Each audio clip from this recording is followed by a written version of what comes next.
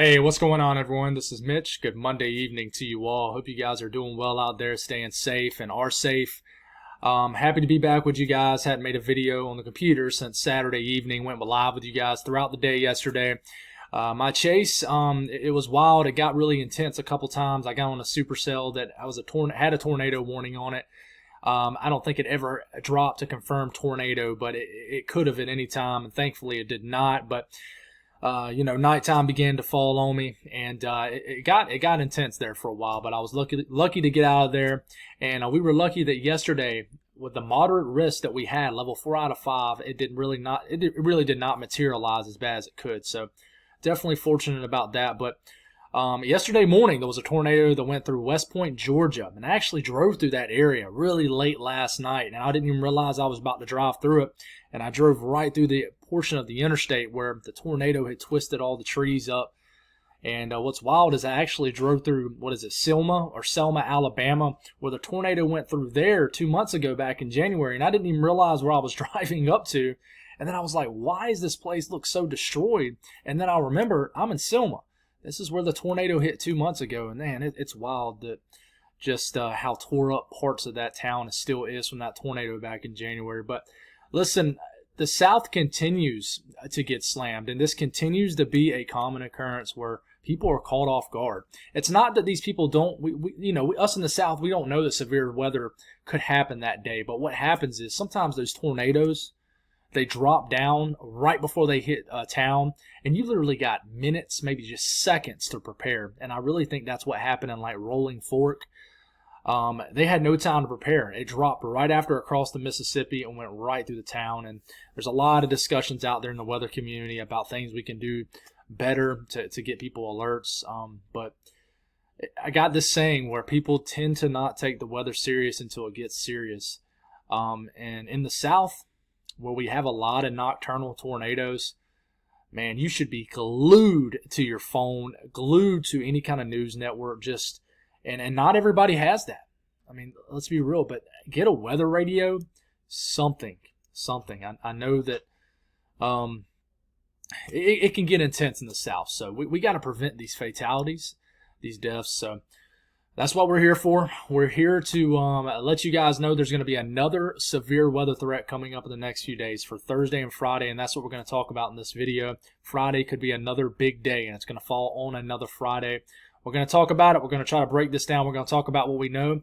It's not going to be a super long video because we don't know the really big details with this. We don't. But as we get one day closer, day by day, we'll know more and more information. So we're going to talk about the general setup, the areas that can see the worst weather, and try to figure this out for you guys. If you folks have not subscribed, certainly consider doing that. Like the video if you like it. And if you guys got anything that I can pray about or pray over, as always, please put it in the comments below so I can do that. We're certainly praying for you folks in the South. We continue to pray for you guys. And so what we got going on, water vapor loop. We got a little spin right here in the middle of the country. This is dropping a little bit of snow in areas of Colorado. Not just a little bit, a good little bit. There's actually winter storm warnings up in northeast Colorado. Never really got a chance to talk about this. There was a surprise in Nebraska over the weekend where certain areas got over 8 inches of snow off this just very small band of snow that's set up north of Omaha. I was reading into that yesterday a little bit, and I was just shocked. It was crazy. But the worst of the weather is finally heading on off. The cold front is going to slowly sag in, bring in some more dry air across the south, and it'll set up around average to slightly below average next couple of days for areas of the southeast and places like that. And it'll cool back down, then it'll warm back up as a moisture return and a warm return begins to build back in as a low pressure ejects across the middle of the country. And that's what we're going to talk about. Let's go on and break it down. So what we do know for Thursday, March the 30th, this coming Thursday, we have a 15% risk of severe storms in this yellow area. It's basically a level 2 out of 5 risk for day 4. So it's like a slight risk at day 4. All right, this is kind of the beginning stages of this system coming together. Strong upper trough will dig into the west. Surface low will begin to develop. The timing of this is huge on if day 4 ends up being eventful or not. But we know day 5, which is Friday, is going to be an impactful day. But we got to figure out the placement of this low pressure that will move across this portion of the country, move up here. This will drop some snow for the northern plains, north central U.S. And then, areas south, southeast of this will experience severe weather. Now, the first thing you notice on this is a massive 30% risk. That is an enhanced risk, guys, at day 5. This is this is what you would call rare. This is definitely in the rare category. It's very uncommon. And you got a 15% risk, basically a slight risk, stretching from Waco, Texas, all the way up to Milwaukee and southern Wisconsin. Okay, so a lot of people are going to be under the gun. We don't know the evolution of these storms. What we do know is, like I said, upper trough digs, the jet digs, therefore, piece of energy pops off the base of this trough, ejects across the middle of the country, and this is what brings severe weather across portions of the country. Reed Timmer made most of you folks who are into weather, even just a little bit, know who Reed Timmer is, a storm chaser that's been around for a long time. One of the best that's ever done it, probably the best that has ever done it. But he mentioned, today on Twitter that it's really looking like it's going to be very active the next several weeks. Kind of one of those once every 10-year kind of years. And let's hope that's not the case, but I'll kind of explain to you why he said that. And he's basically saying that he thinks that we're going to continue to have severe weather episodes. But what's going on with this is we'll take a look at the GFS. What happens is we're getting to Thursday morning. We're getting into Thursday. This is around Thursday, late afternoon, Thursday evening. Here comes a low pressure developing, a 988 millibar low pressure, ejecting off the Rockies and moving across portions of northwest Kansas. You notice a little bit of blue here. We're not even close to the CAMs, the short-range models like the HRRR model, the NAM, things like that. So we can't look at the evolution of these storms. What we can look at is moisture on the map. You see the green? What kind of forcing do we have down here? Do we have enough moisture that's built into this region to create an environment for severe weather? I think if anything does get going down here for Thursday evening in Oklahoma and Texas, it could be severe. Okay, this low pressure continues to ride overnight into Nebraska based off the GFS. It begins to strengthen during the day, Friday, and we'll stop it right here. The GFS has this low pressure around 7 p.m. Central Time right here in northwest Iowa. You got heavy snow on the north and northwest and western side of this where there's just enough cold air, even for the last day of March. And everywhere you see all this green down here, this could be severe weather. And I know that it's not showing those bright, vibrant yellows and oranges and reds, but don't focus on that. This is just a global model. It's a classic look if you're going to have severe weather down here. But what is the mode? The Storm Prediction Center mentions that it could be a kind of a 2-section severe weather threat. One closer to the low pressure, the triple point, where your best kinematics will be, but not your best thermodynamics. Kinematics meaning the best low-level jet, the best winds aloft to create a spin to the atmosphere. And then your thermodynamics, which is normally on the southern end of the severe weather threats where you have your best thermodynamics. And basically wherever those two overlap are the highest, and wherever they overlap where they're the highest, is that's normally where your worst severe weather threat is. But the severe weather season said, the Storm Prediction Center mentions that there could be 2 risk areas. One up here, kinematic driven, and one thermodynamic driven, with the thermodynamics being better moisture content at the surface, higher dew points, higher surface temperatures, and better CAPE values, CAPE storm fuel, which is in response to those higher dew points normally. So you're definitely going to have some rich moisture that's going to build pretty far north into the Ohio Valley and Midwest. So this is the placement of low pressure on the GFS. Okay, it begins to move more so kind of west to east, and then it kind of picks up some speed into Saturday morning, and you could have some severe weather down here somewhere. But low pressure way up here, you're probably going to be lacking some big time forcing. Now the European, same kind of deal. You get into Thursday, not a lot going down here showing up in the south central U.S., but there could be 991 millibar low pressure. This kind of weakens, just not quite as strong of a system. But we get into Friday afternoon, it's a weaker system, and it's in northern Missouri at this point, and it's a weaker system. It's only a 992 millibar low pressure. The GFS at this point has a sub 990 millibar low pressure. Stronger system, more dynamics, more severe weather. It definitely is there if that's the case.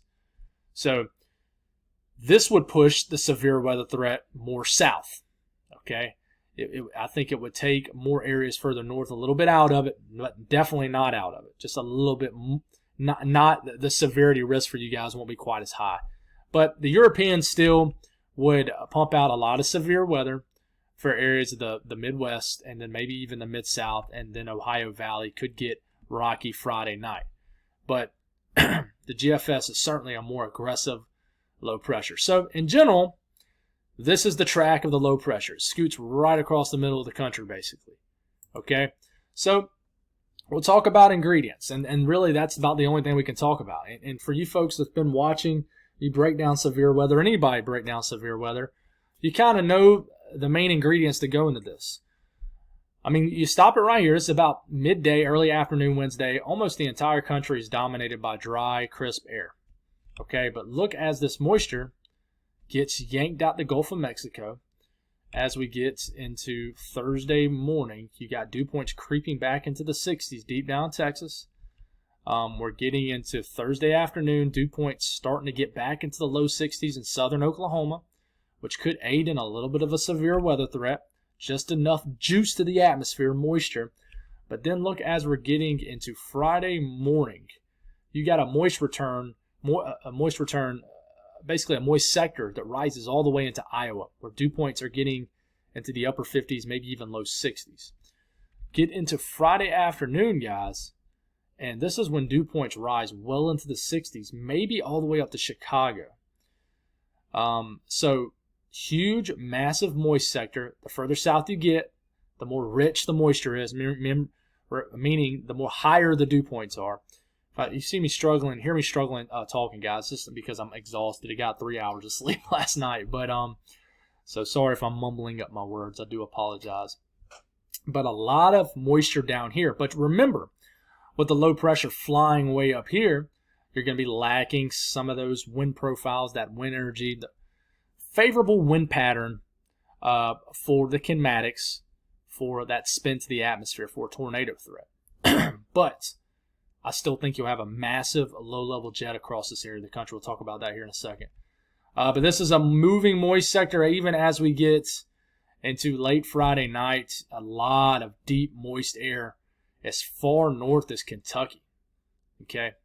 So the stage is going to be set for low pressure to yank moisture out the south-southwest. So we know that's going to be there. A lot of moist air. In response to this moist air, you're going to have higher CAPE readings. And we keep moving here in time, and here it comes. I mean, you already got some CAPE building in the south-central U.S., reaching over 1,000 joules per kilogram in the mixed layer. We keep this going, and we get into Friday morning. And look, you already have CAPE values almost pushing 2,000 joules per kilogram in areas of Oklahoma and Kansas. But then you get into Friday afternoon. Look at this down here. Down here in northeast Texas, southeast Oklahoma. But this would spell trouble for Missouri if something like the European was correct. Okay, because the low pressure would be right here. You'd have a ripping low-level jet right on top of these CAPE values, which are well over 1,000 to 1,500 joules per kilogram.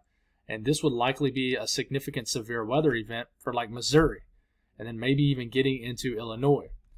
So we don't know what's going to happen. What we do know is there's many states that are at a risk, okay? And it's just trying to, in the coming days, narrow down who has the worst risk. But here it comes. This is the 500 millibars. We know that there's going to be a pretty strong mid to upper level flow out the southwest. And here it comes. This moves in, screaming mid-level jet out here, moving right over Missouri, pushing over 90 to 100 knots in the mid-levels, mid to upper levels. This isn't the low-level jet. This is the mid to upper level jet. So This is winds several thousand feet up in the atmosphere coming out the southwest. And this is going to mix with the surface also. But here's the low pressure. This swings over Missouri, portions of Arkansas, Oklahoma, the areas of the Mid-South, and then into the Ohio Valley, where it wants to pump out over 100-knot mid-level jet. But you look at the low-level jet, we'll back this up a little bit, which is something I look at a lot more. And low-level jet is the winds lower in the atmosphere. The 850s, 850 millibars is about, give or take, 1,000 feet, about a mile up in the atmosphere. Okay, this is when you look up in the sky on a day where there's expecting severe weather, and you can see the clouds moving in the mornings, things like that. But even as early as Thursday morning, low-level jet begins to get going, pushing 30 to 40 knots. This begins to strengthen as low pressure moves, moves out the plains, moves to the northwest. Moves southwest to northeast. And even getting into Thursday evening, you got a low-level jet pushing 40 to 50, maybe over 50 knots in this area. But then, does this low pressure deepen? Does it get stronger? Thursday into Friday, where is the placement going to be? But if you stop it and go all the way out to Friday afternoon, where you'll have your best moisture return all the way up into Illinois, Missouri, okay? The Cape values will be the highest. You could have 40 to 50 knot low-level jets, maybe 60 knots in areas. And I know you're thinking, well, that's not a ton. That is when you have all these other ingredients. You don't need a massive low-level jet kicking in this area when you already have higher Cape levels, a big moisture return. There's a lot of other factors too, that you got to factor, but we can't really talk much on that until we get a little bit closer.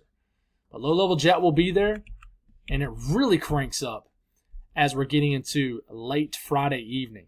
And then this is when it starts to push 60 to 70 knots. So to me, if I had to call it right now, I would say a nasty squall line will be moving through portions of the Midwest, then maybe into the Ohio Valley, into the later overnight hours of Friday night and Saturday morning. I think that this screams to me mixing to the surface in a nasty squall line with a lot of damaging winds potentially with this. We're going to watch this, but this could potentially be big. I know I got a lot of people who view from the Midwest and the Ohio Valley. You need to pay attention to this. You really do. But there could be a winter weather side to this too. Don't want to ignore that. As the low pressure moves through, if the European is correct, you could have a heavy snow event in areas of northeast Nebraska, northwest Iowa, maybe South Dakota, maybe southern sections of Minnesota. Watch out Minneapolis for a late season snow, and then more snow for Wisconsin as possible. We'll see this. We need to find the placement of the low pressure, the strength, before we really iron out any kind of snowfall totals. But to mention what Reed said, if we keep getting a pattern where these low pressures keep shooting, across the middle of the country, like here comes one, this is the one that we just broke down. Here comes that one right there. Low pressure shoots across the middle of the country. All right, get a little break. Here comes another little weak low pressure. Even the weak low pressures can spark a little bit of a severe threat. This impulse goes, and then here comes another deep upper trough digging in. Here comes another big trough ejection where a surface low ejects across the middle of the country. This would spell severe weather as we get into our first real weekend of April, 9 to 10 days out. That's a low pressure that flies through. So it could be quite active, right? In one of the most peak severe weather times of the year, especially for the South.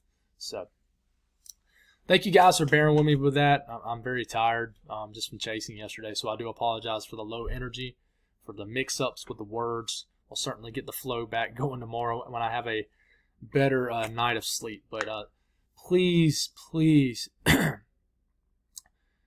obviously there's no point in preparing right now, but just keep a mental note that severe weather is coming for the areas I just mentioned. And let's do our part, even if you're at the gas station, the grocery store. Just throw it up. Don't use, weather is just a this is kind of an awkward situation, so I'm going to say, well, some nice weather we've had lately, right? Genuinely spark a conversation about the weather. Let people know that it's coming. If they don't believe you, well, they don't believe you, but at least you can say that you tried. because a lot of people, they don't respect the weather until it demands respect. And, anyways, God bless all y'all. Have a great night, and I'll be with y'all in the morning.